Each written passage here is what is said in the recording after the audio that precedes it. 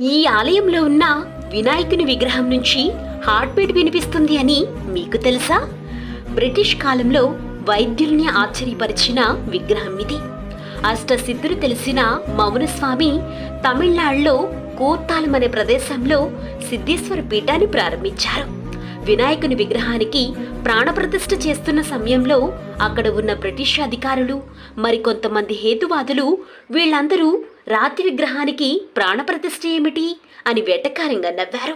వెంటనే మౌనస్వామి ఒక వైద్యుణ్ణి పిలుచుకుని రండి అని చెప్తాడు. వినాయకుని విగ్రహానికి ప్రాణప్రతిష్ఠ చేసిన తరువాత ఆ విగ్రహాన్ని పరీక్షిస్తే ఆ విగ్రహం నుండి ఎన్నో అద్భుతమైన శబ్దాలు, విచిత్రంగా గుండె చప్పుడు మరియు నాడీ కొట్టుకునే శబ్దాలు వినిపించాయి. అందరూ ఆశ్చర్యపోయి చేతులు జోడించారు. ఒకరోజు మొత్తం ఆ విగ్రహం ఈ విచిత్రాన్ని చూపించింది.